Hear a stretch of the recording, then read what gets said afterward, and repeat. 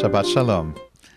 This week I wanted to talk a little bit more about the counting of the Omer. We mentioned it last week, and we also mentioned that Shavuot originally was an agricultural festival, the time when the people would bring the first fruits of the harvest.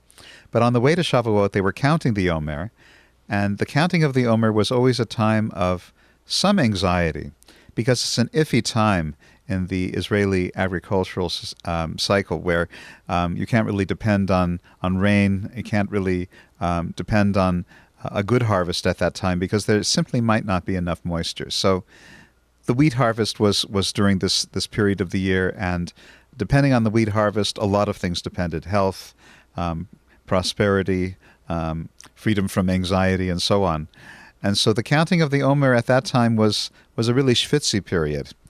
Now that Shavuot is no longer an agricultural holiday, now that there's no longer temple, now that there's no longer a place to bring the offering of the first fruits, the whole tenor of the counting of the Omer has been transformed into a time of spiritual introspection. I mentioned, I think, last time about how in Egypt the slaves had descended to the 49th level of degradation, and that it took 49 days of spiritual work for them to ascend to a level where they were actually in a position to receive the Torah at Mount Sinai on day 50, which is Shavuot. So we relive that process of spiritual work and gradual upliftment today in the way that we count the Omer. And the Kabbalists work this out in very precise detail. Once again, I want to refer briefly to the chart of the Sfirot, the 10 Sfirot, by means of which the Kabbalists felt that they were able to discern the inner workings of the life of God, him or herself, the inner workings of the human being, the inner workings of the entire cosmos. I might have mentioned last week that the three highest of these aspects of divinity are unmanifest. They're not actually part of creation at all. The lower seven were seen to be equivalent to the 7 days of creation. So each day of creation manifesting another aspect of the creative process going on within God and within the universe. And then this final sphira called Malchut or Shekhinah being the equivalent of Shabbat. Now, Malchut or Shekhinah is maybe the most important of all the Sfirot, because that is the one that is closest to us, the one that we name in every blessing, actually, when we say Eloheinu, our God, which is to say that aspect of God which can be said to be ours because it's closest to us. It's that aspect of God which we can locate deep within us and deep within everyone and everything in creation, if only we're willing to discern that. So during the counting of the Omer, we focus successively each week on one of these lower 7 sfirot, beginning with the sfira of Chesed, which is the sfira of divine mercy and compassion. So how do we do this? Well, each sfira actually contains all of the other 7.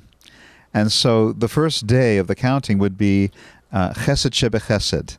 In other words, the quality of mercy or compassion or love that is contained within mercy and compassion and love. That is that intersection. But then we move on to Gvura Shebe Chesed.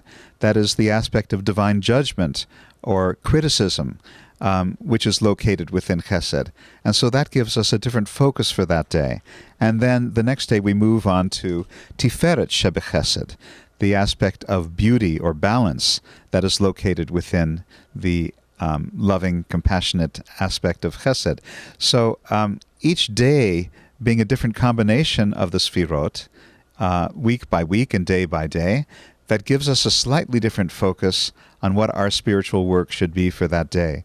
So it's amazing how the Kabbalists worked out in such fine detail, according to the creative process that they discern going on within God, that we should be doing our spiritual work in precisely this way.